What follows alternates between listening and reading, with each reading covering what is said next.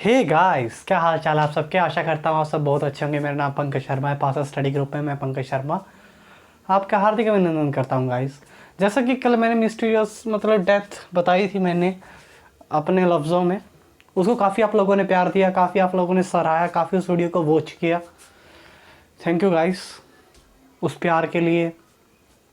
मैं सिर्फ आप लोगों की ये आत्मा जगाना चाहता था कि देखो हमारे साथ क्या क्या हुआ, हमारे प्रधानमंत्री के साथ क्या हुआ। ऐसा प्रधानमंत्री जो भूतों न भविष्य है, कभी भी हमको वापस नहीं मिल सकता। और उनकी मौत का राज उन्हीं के साथ चला गया। बाद में हमने कभी जानने की ज़रूरत ही नहीं समझी भाई। अगर आपने नहीं देखी है वीडियो तो आप प्लीज़ उस वीडियो को देखिए, पिछली वीडियो है। तो आज गाइज मैं आप लोगों को इंडिया और चाइना का जो वॉर हुआ था 1962 के अंदर, वो आपको मैं कंप्लीटली डिस्कस कराऊंगा। जी हाँ, कंप्लीटली डिस्कस कराऊंगा। पूरे फैक्ट आप लोगों को बताऊंगा, दोनों साइड के फैक्ट बताऊंगा। इंडिया की तरफ क्या हो रहा था और चाइना की तरफ क्या हुआ, क्यों ये युद्ध हुआ, क्या कारण थे, क्या इंडिया की पॉलिसीज थी, क्या तैयारी थी इंडिया की, क्या रक्षा मंत्री हमारे कर रहे थे उस वक्त पे। मैं आप लोगों को एक का एक बात आप लोगों को बताने की कोशिश करूंगा भाई। ठीक है गाइस, तो मैं शुरू करता हूं भाई। जी हाँ, आज मैं आप लोगों को शुरू करता हूँ। देखिए भाई, इंडिया और चाइना के रिलेशन थे। देखो, इंडिया आज़ाद हुआ था आपको पता है 1947 में, और 1949 आते आते बेटा 1949 आते आते चाइना भी क्या एक रिपब्लिक नहीं लेकिन कम्युनिस्ट देश बन गया था भाई। उस टाइम पे दो विचारधाराएं चली हुई थी। एक कोल्ड वॉर के टाइम पे, ये इरा कोल्ड वॉर का है भैया। जी हाँ, 1949 के अराउंड तो कोल्ड वॉर शुरू हो गया था ना। ये कोल्ड वॉर का इरा था, दो देश बड़े हुए थे आपस में। कौन कौन? अमेरिका और रशिया। जी हाँ, रशिया तो उस वक्त पे नहीं था, यूएसएसआर बोल सकते हैं हम। यूएसएसआर भड़े हुए एक दूसरे के भिड़े हुए थे एक दूसरे के साथ। प्रोक्सी वॉर था भाई, एक तरीके का कोल्ड वॉर। इसमें एक भी गोली नहीं चली, लेकिन तू मुझे मार मैं तुझे मार, उस टाइप की दो आइडियोलॉजी के बीच में युद्ध था भाई ये, कैपिटलिज्म वर्सेस कम्युनिज्म। तो मैंने क्या बताया अभी, इंडिया नेम के अंदर आता था। नेम मतलब non allied, as an non allied. ठीक है, क्योंकि ना तो वो कैपिटलिस्ट को वो कर रहा था, सपोर्ट कर रहा था। नॉन अलाइड मूवमेंट बोलते हैं जिसको। NAM 1961 में जिसकी स्थापना होती है, 62 में होती है, आई थिंक 61 में होती है। ठीक है, ना तो इंडिया सपोर्ट कर रहा था कम्युनिस्टों का, ना ही कर रहा था कैपिटलिस्टों का। उसने कहा हम एक थर्ड वर्ल्ड है, एक अलग ही चीज़ है, हम आप लोगों से अलग हैं। लेकिन चाइना में क्या हुआ, चाइना में कम्युनिज्म आ गया, माओ दोजांग आ गए भाई। चियांग काई शेक को हराकर तख्ता पलट होता है चियांग काई शेक का 1950 में, और कौन आ जाते हैं? माओ दोजांग आ जाते हैं। जो कि बेटा कम्युनिज्म आ गया चाइना के अंदर। दुश्मन किसका हुआ? यूएसए का। जी हाँ, यूएसए का तो दुश्मन हो गया ना, क्योंकि यूएसए तो सपोर्ट कर रहा था कैपिटलिस्ट को। लेकिन इंडिया, भारत देश महान, भारत ने सपोर्ट किया फिर भी, कि हमको लगा कि हमारा पड़ोसी है, पड़ोसी के साथ तो हमारे अच्छे रिश्ते होने चाहिए। तो कभी लड़ाई हो तो पड़ोसी ही तो आता छुड़ाने। इंडिया ने क्या किया? इंडिया को पहली गलती क्या थी भाई? जिस टाइम पे ये हमला हुआ, बड़ा दुर्भाग्यपूर्ण था कि VK कृष्ण मेनन जैसे रक्षा मंत्री हमारे रक्षा मंत्री थे। इनके बारे में मैं आगे बताऊंगा फर्दर। एक बार मैं आप लोगों को बता दूं कि क्या कारण हुए और क्या कुछ हुआ भाई, जिसके कारण क्या होता है, ये युद्ध शुरू होता है, ये युद्ध शुरू होता है। ठीक है, अच्छा फिर क्या हुआ भाई? जैसे जैसे इरा आगे बढ़ा, कोल्ड वॉर भी अपने चरम सीमा पर था भाई। क्या हुआ भाई? इंडिया को वीटो पावर मिलने वाली थी। जी हाँ, जो चाइना को वीटो पावर मिली वो इंडिया को मिलने वाली थी, लेकिन 1960 के या 56 के अराउंड आकर, 60 या 59 के अराउंड आकर नेहरू जी बोलते हैं कि हमको तो वीटो पावर चाहिए ही नहीं, क्योंकि तो हम तो NAM में आते हैं। 62 में आके कहते हैं हम तो NAM में आते हैं भाई, नॉन अलाइड मूवमेंट, हमको तो चाहिए ही नहीं वीटो पावर, हम क्यों लेंगे। इससे अच्छा एशिया में एक ही देश को मिलनी थी। पहले किसको, अमेरिका ने किसको ऑफर किया? इंडिया को। लेकिन हमने बड़ा दिल करके, नेहरू की सबसे बड़ी गलती, पंडित जवाहरलाल नेहरू की सबसे बड़ी गलती, किसको दे दिया? चाइना को दे दिया। बाद में हम बहुत पछताते हैं आज भी। आज हमारे खिलाफ ही वीटो पावर का इस्तेमाल होता है बहुत बार, चाइना। ठीक है, आपको पता है वीटो पावर की पावर क्या होती है भाई? सारे देश अगर सहमति जता देना, और वीटो पावर का एक भी देश अगर सहमति से मना कर दे तो वो बिल वहीं पर खारिज हो जाता है भाई। जी हाँ, ये होती है वीटो पावर की पावर। ठीक है, तो क्या हुआ भाई इस टाइम पे? क्या हुआ? मतलब ये सब इरा चल रहा है भाई। क्या है भाई, माओ दोजांग चेयरमैन थे, और ये जो छाऊ इनलाई, छाऊ जाऊ, इनका नाम भी अजीब अजीब है ना, जाऊ इनलाई क्या थे, आगे प्रीमियर मतलब प्रधानमंत्री के जैसे थे। जी हाँ, माओ दोजांग आ गए थे चियांग काई शेक का तख्ता पलट करके 1950 में। क्या था भाई, तो जैसे ही ये सत्ता में आते हैं चाइनीज़ गवर्नमेंट में, तो ये क्या करते हैं, सबसे पहले ये अपने देश को रीयूनाइट करने की कोशिश करते हैं। तो ये सबसे पहले आक्रमण किस पर करते हैं भाई, 1950 पर, जो चाइना का एक्साइज इलाका था तिब्बत का, वो ये कहकर तिब्बत पर आक्रमण कर देते हैं कि देखो तिब्बत कभी ना कभी किसी ना किसी डायनेस्टी के अंदर ये हमारा क्या रहा होगा भाई, खुद का ये रहा है भाई, इलाका रहा है, ठीक है, इसलिए हम इस पर आक्रमण कर रहे हैं, ठीक है। दूसरी बात क्या हुई, अब बेटा देखो जो तिब्बत पर इन्होंने क्या कर दिया, आक्रमण कर दिया और तिब्बत को अपने अंदर मिला दिया, सारी दुनिया चुप। अमेरिका बार बार ये बात कह रहा है कि जो तिब्बत के साथ तुम कर रहे हो वो गलत, उसने कहा भाड़ में जाओ तुम लोग। सब समझ में आ रहा है, क्योंकि तब तक है ना, तब तक फिर क्या हो गया भाई, इसका विरोध करने लगा भारत, उसका विरोध करने लगा भारत।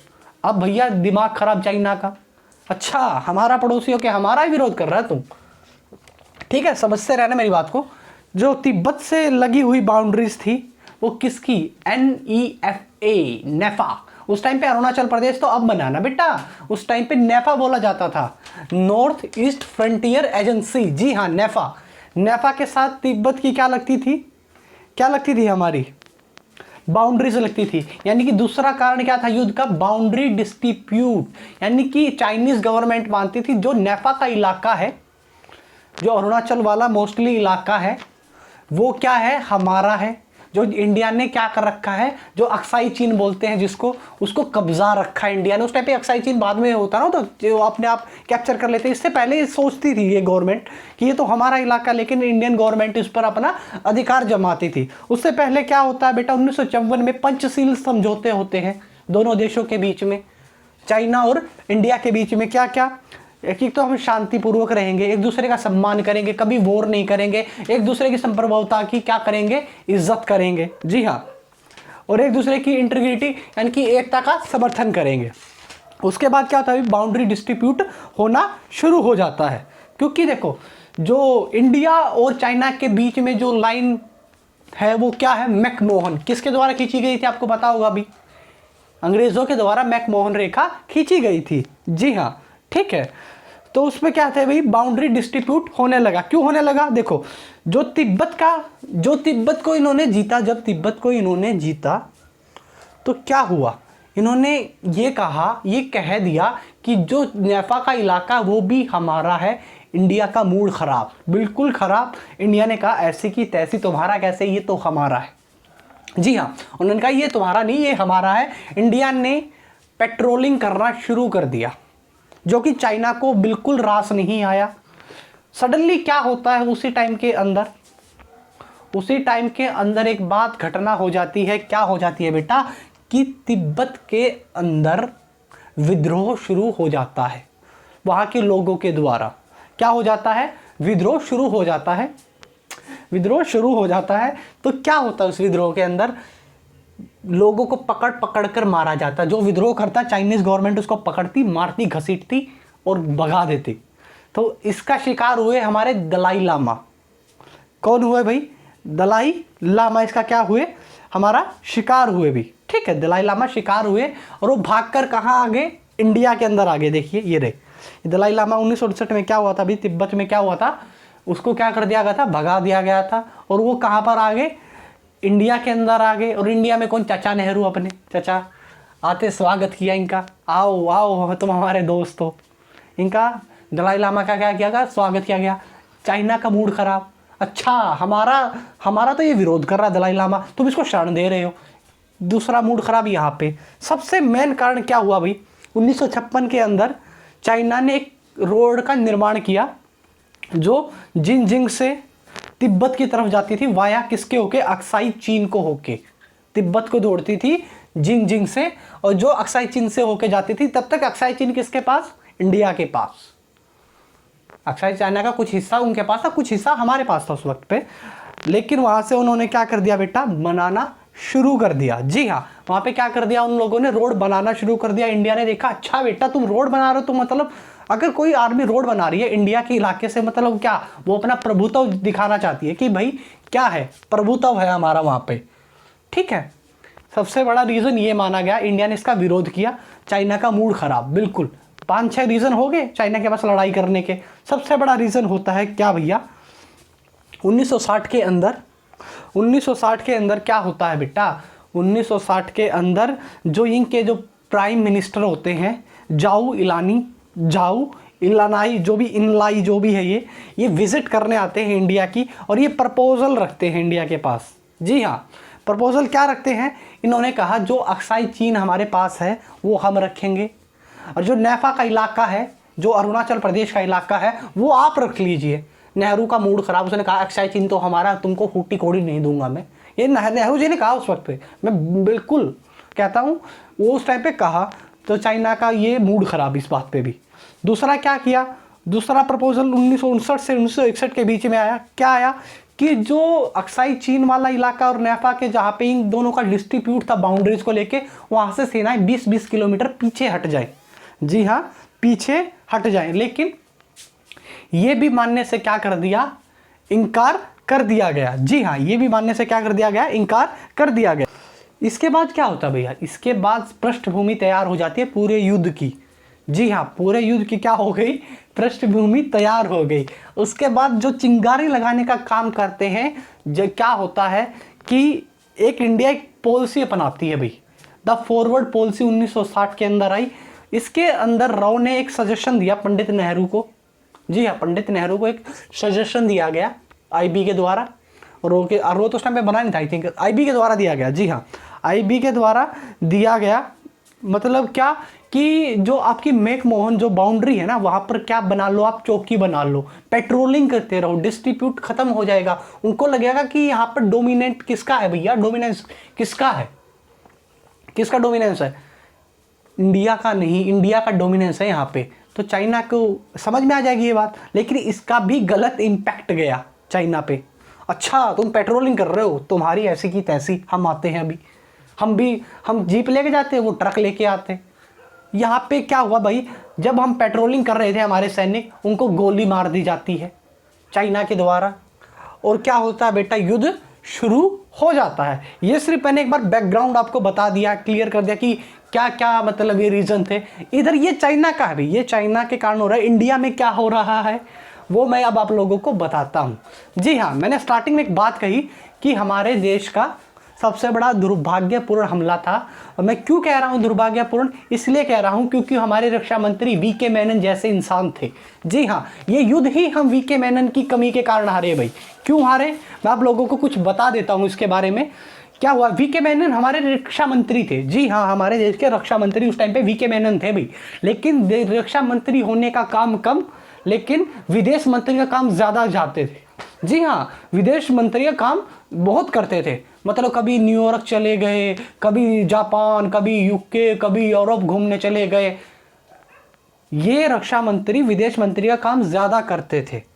ठीक है, इनको सेना से रत्ती भर भी लेना देना नहीं था भाई। कभी सेना के सामने आगे नहीं जाते थे, ना सेना से मिलते थे। यहाँ तक है ना, 1960 के अंदर इन्होंने एक प्रस्ताव रखा था मूर्खों के जैसा। उन्होंने क्या बोला, कैबिनेट संसद में क्या बोला कि पाकिस्तान, तो इसने कहा कि हमने सेना को वापस खींच लेना चाहिए। वीके मेनन बोलते हैं कि हमको सेना को वापस खींच लेना चाहिए। क्यों, पाकिस्तान तो हमारा दोस्त हो गया है, चीन हम पर हमला नहीं करेगा। ऐसे बुद्धि के थे ये लोग, मतलब वीके मेनन। तो क्या एक इंसान ने पूछा, वहाँ पे क्या थे भाई, वहाँ पे एक इंसान थे जिनका नाम क्या था बेटा, महावीर त्यागी ने पूछा, अगर मान के चलो आक्रमण हो गया किसी दिन तो क्या करेंगे। तो वीके मेनन कहते हैं कि इसके लिए तो हमारे देश की पुलिस ही काफ़ी है, हम आर्मी पे खर्चा ही क्यों कर रहे हैं, पागल हैं हम आर्मी पे खर्चा करें। ऐसी बुद्धि के इंसान थे उस वक्त पे ही। अरे इनको है ना, मतलब एक दिन क्या किया भाई, एक बार इन्होंने क्या किया, कैबिनेट पे एक प्रस्ताव रखा। जी हाँ, कैबिनेट पे एक प्रस्ताव रखा, जो खर्च हम किस पे कर रहे हैं, सेना पे कर रहे हैं उसकी बजाय हम अपने मिट्टी के कारखाने लगाने पर करें, मिट्टी के जो बर्तन बनाने पर करें। जी हाँ, ऐसा। और उन्होंने कहा कि सेना का बजट कम कर दिया जाए, बजट कम कर दिया जाए। ठीक है, इस टाइम पे क्या भी मेंटेलिटी क्या दर्शाता है, देखो रक्षा मंत्री कैसी कैसे बातें कर रहा है। जी हाँ, रक्षा मंत्री कैसी कैसे बातें कर रहा है कि देश में सेना की जरूरत नहीं है। उस टाइम पे सब AR कंट्रोल करती थी, असम राइफल कंट्रोल करती थी वो इलाका। तो क्या हुआ, जब आक्रमण हुआ तो वहां पे से कब सारी मोस्टली सेना से कुछ सेना के रख दिया गया था नाम मात्र, बाकी सेना को वहां से हटा लिया गया था। जी हाँ, उस टाइम पे बाकी सेना को हटा लिया गया था। ठीक है, इसलिए मैं कहता हूं कि ये दुर्भाग्यपूर्ण रहा हमारे लिए हमला, क्योंकि VK कृष्ण मेनन जैसे इंसान मोटी बुद्धि के हमारे रक्षा मंत्री थे। जी हाँ, तो क्या हुई, मान के चलो वो ना कोई अच्छे नेता नहीं थे, ना कि उनका डोमिनेंस था भी पूरा, मतलब जनता में एक तो है ना लोकप्रिय नेता होते हैं, लेकिन कुछ भी नहीं था भी ऐसा। उनकी पंडित नेहरू के साथ अच्छी दोस्ती थी, इसी कारण मतलब कोई सीनियर लीडर नहीं थे वो, है ना 4-4 घंटे 8-8 घंटे भाषण देते थे, लेकिन कोई उनके भाषण को समझ के दिखा दे, आज भी यूट्यूब पे पढ़े, ना सिर ना पाँव, ऐसे भाषण देते थे भाई। जी हाँ, ऐसे भाषण देते थे। तो क्या हुआ भाई, क्या हुआ, ये बातें चाइना को पता लगी कि ऐसा ऐसे मतलब रक्षा मंत्री है, वो सब तो चल ही रहा है, वो बाउंड्री डिस्ट्रीब्यूट पॉलिसी सब इनको शरण दे दी, वही बात है, उन पे अटैक हो रहे, थोड़े थोड़े कन्फ्लिक्ट हो रहे हैं, वो तो सब चल रहा था। लेकिन VK कृष्ण मेनन की ये मूर्खता वाली बातें भी चाइना को पता लगी। उनको लगा कि यार ये कैसा रक्षा मंत्री, मूर्ख है मूर्ख है, ये तो बिल्कुल ही नागवार इंसान है, इसको पता ही नहीं कैसे रक्षा मंत्री मतलब कैसे रक्षा की जाती है। तो उन्होंने ये सोचकर भी इंडिया पर आक्रमण कर दिया। जी हाँ, जब ये आक्रमण होता है 20 अक्टूबर को और 21 नवंबर तक चला, पूरा एक महीना, मतलब मान के चलो एक महीना ही चला था। 4 दिन की लड़ाई, पहले जो 4 दिन की लड़ाई थी वो सबसे भयंकर लड़ाई थी। जी हाँ, सबसे भयंकर लड़ाई थी।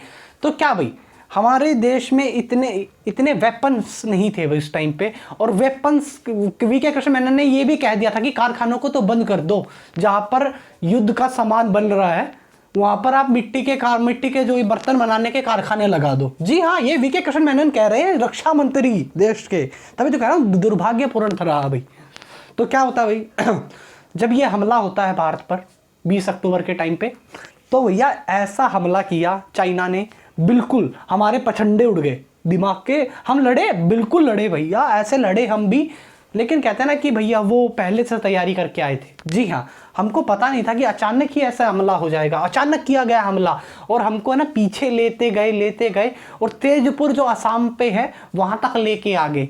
तो उसके दौरान का एक वाक्य हुआ, जब क्या होता है बेटा, आक्रमण होता है ना, जब आक्रमण किया गया चाइनीज के द्वारा नेफा पे, नेफा मतलब मैंने बता चुका ना, अरुणाचल प्रदेश उस वक्त पे था ही नहीं, नेफा था।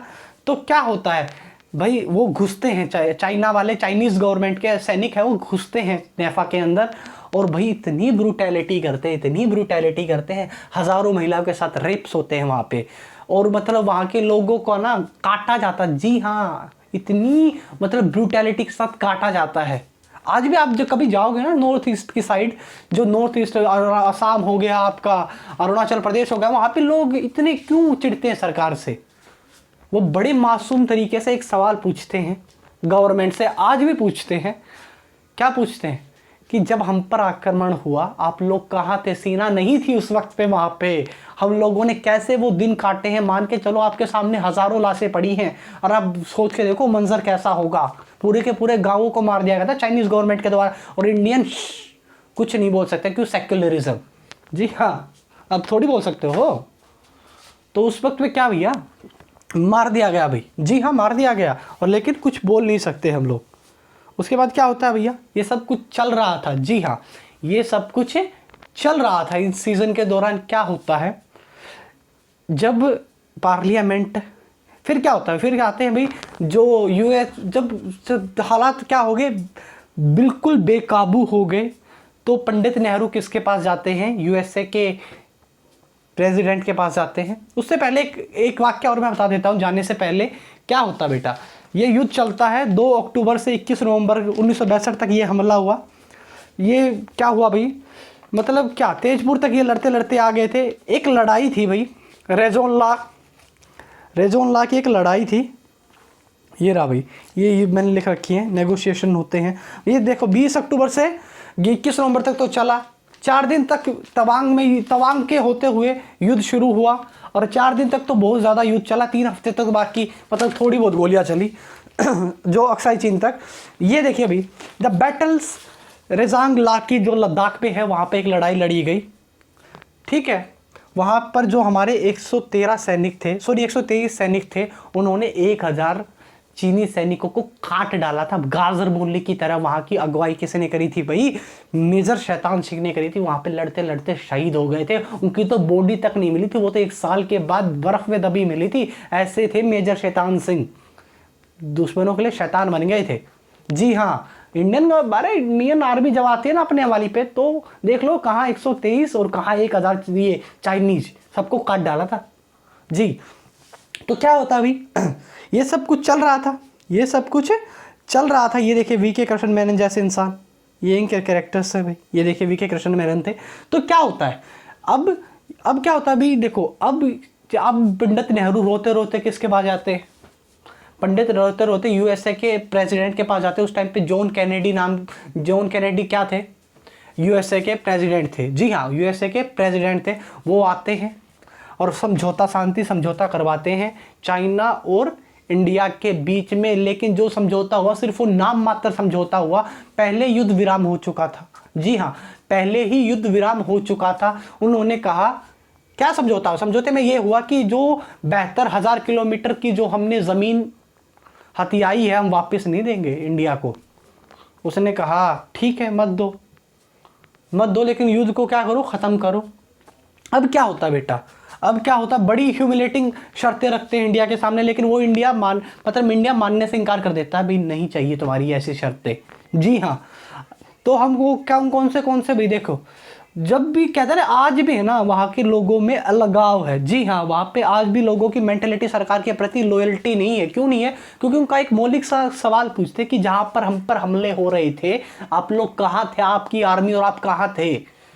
आप ना जो कैलाश है वो अक्साई चीन के अंदर है। देखो हमारा कैलाश तीर्थ स्थान, और हमको यहाँ पे जाने के लिए भी पाकिस्तान एम्बेसी से वीज़ा लेना पड़ता है। जी हाँ, क्योंकि अक्साई चीन के अंदर आता है भैया जी। उसके बाद क्या होता है भैया, उसके बीच के बाद क्या होता है, युद्ध के बाद एक विशेष बैठक बुलाई गई।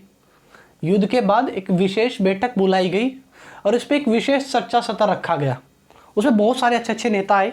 महावीर त्यागी भी उसी सभा के अंदर आ गए, मतलब वो सांसद थे तो ऑफकोर्सली उनको आना था। तो सबने अपना अपना डिबेट दिया कि मतलब ये चाइना का युद्ध क्यों हुआ, कैसे हमको नहीं करना चाहिए था, हमको ये नहीं वो नहीं, आपने ये गलत किया। तो महावीर त्यागी ने जब अपना भाषण शुरू किया तो महावीर त्यागी ने कहा कि 12,000 किलोमीटर की जो हमने ज़मीन खोई है तो आप लोग कब उसे वापस लाओगे? जो कि ये सवाल बहुत बार हो चुका था पंडित नेहरू जी के सामने। तो उन्होंने कहा क्या उस ज़मीन को लेके रोना, वो तो बंजर ज़मीन थी, घास का तिनका भी उस पर नहीं होता था, अब उसके लिए क्यों रो रहे हो? तो महावीर त्यागी बड़े मोफट किस्म के इंसान थे। मोफट मतलब जो मुंह में आया बोल दिया भैया, वही इंसान काफ़ी अच्छे रहते हैं जो दिल में नहीं रखते इन सब बातों को। उन्होंने बोला आपके सिर पर जो एक भी बाल नहीं है, गंजा है आपका सिर, उसको भी काट कर आप चाइना को दे दो। ये क्या मतलब कि 72,000 किलोमीटर की ज़मीन आपने वहाँ पे छोड़ आए? तो भैया ऐसे ऐसे करके हमने क्या भैया बहुत सारे सैनिकों को खोया। ये कुछ टाइप की कुछ फोटोग्राफ्स, लोगों ने जीना हराम कर दिया था भाई दोनों का। फिर रक्षा मंत्री के पद से किसको हटा दिया गया? वीके मेनन को हटा दिया गया। जी हाँ, वीके मेनन को रक्षा मंत्री के पद से हटा दिया गया। और उसके बाद क्या होता है भाई, कितनी कैजुअलिटीज़ होती है मैं आप लोगों को बता देता हूँ भैया। बहुत सारी कैजुअलिटीज़ होती है। मैंने क्या कहा भाई, ये तो सिर्फ ये है भाई KIA के सैनिक मारे गए, बस ये तो सिर्फ है 13,086 1700, मतलब टोटल कम मान के चलो आप 4,000 के ऊपर हमारे सैनिक मारे गए। और बेटा हज़ारों के हज़ारों इंसान जो नेफा के अंदर है वो भी मारे गए, जो आज का अरुणाचल प्रदेश है, असम है। इसीलिए वो इंडियन गवर्नमेंट से इतना चढ़ते हैं। जी हाँ, इसी युद्ध के कारण। तो गाइस हमने इस से काफ़ी कुछ सीखा। उसके बाद हमने अपनी सेना के खर्च बढ़ाने शुरू कर दिए, वेपन्स लाने शुरू कर दिए। हमको पता लग गया कि कोई किसी का भाई नहीं, कोई किसी का कुछ नहीं। हमने चाइना से भी हिंदी चीनी भाई भाई का नारा ख़त्म किया उस वक्त पे, और हम मतलब एक तरीके से सतर्क हो गए भी इन सब बातों को लेके। तो गाइस इस लेक्चर में सिर्फ इतना ही था। आशा करता हूँ आप सबको ये लेक्चर बहुत पसंद आएगा गाइस। तो गाइज इस लेक्चर में इतना ही था गाइज। बाय बाय, घर पे रहिए, खुश रहिए, सेफ रहिए। और गाइज जैसा आपने कल वाले लेक्चर को प्यार दिया, आज भी आप इस लेक्चर को बहुत सारा प्यार दें। धन्यवाद गाइज, बाय बाय।